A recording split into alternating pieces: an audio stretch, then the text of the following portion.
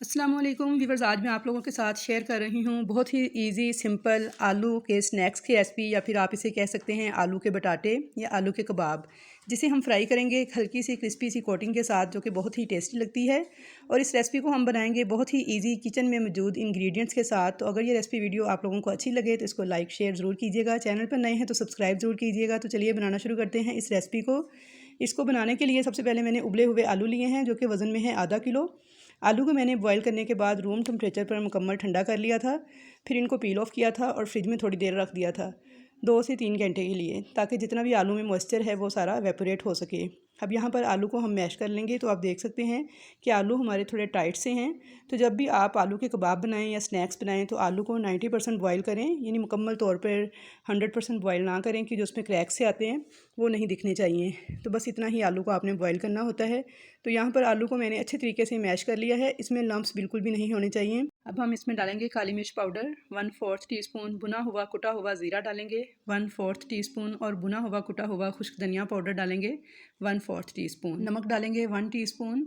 काला नमक डालेंगे 1/4 टीस्पून, इससे फ्लेवर बहुत ही अच्छा आएगा। 1 टीस्पून डालेंगे कुटी हुई लाल मिर्च। 1 टीस्पून ही इसमें चाट मसाला ऐड करेंगे। और अब इसमें डालेंगे 3 टेबल स्पून भर के चावल का आटा। अगर आपके पास चावल का आटा ना हो तो आप इसकी जगह पे कॉर्नफ्लोर भी यूज़ कर सकते हैं।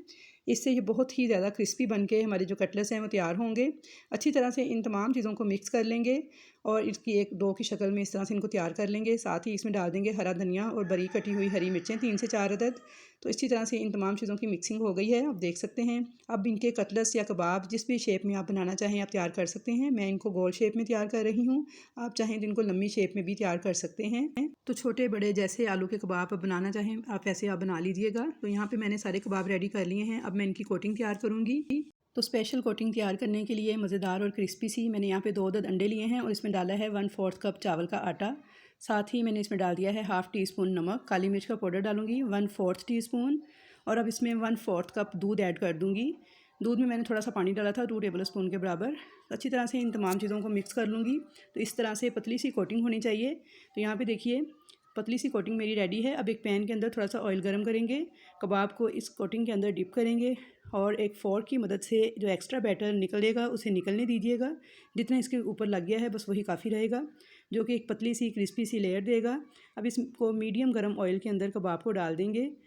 3 मिनट तक आपने कबाब को बिल्कुल भी नहीं हिलाना है। 3 मिनट के बाद हम इसको पलट देंगे और इनको उल्ट पुलट करते हुए लाइट सा गोल्डन कलर आने तक फ्राई कर लेंगे। तो क्रिस्पी से आलू के कबाब बनकर तैयार हैं। तो इनको सर्व कर लेते हैं। आप इनको केचप के साथ या फिर हरी चटनी के साथ खाने के लिए सर्व कर सकते हैं। तो व्यूअर्स बहुत ही सिंपल आलू के स्नैक्स या फिर आलू के कबाब हमारे बन के तैयार हैं। अफ्तारी में टाइम थोड़ा हो और कुछ भी समझ ना आ रही हो कि क्या बनाएं, तो आप झटपट से घर में मौजूद चीज़ों के साथ ही इनको बनाकर तैयार कर सकते हैं। तो आई होप व्यूअर्स कि आपको मेरी आज की ये रेसिपी बहुत ज़्यादा पसंद आएगी। रेसिपी पसंद आए तो वीडियो को लाइक कर दीजिएगा। चैनल पर नए हैं या फर्स्ट टाइम विजिट कर रहे हैं तो चैनल को सब्सक्राइब ज़रूर कीजिएगा और कमेंट्स बॉक्स में अपना फीडबैक भी ज़रूर दीजिएगा। तो इंशाल्लाह ताला मुलाकात होगी एक और नई ऐसी ही अच्छी सी रेसिपी के साथ। तब तक के लिए मुझे दीजिए इजाज़त। अल्लाह हाफिज़।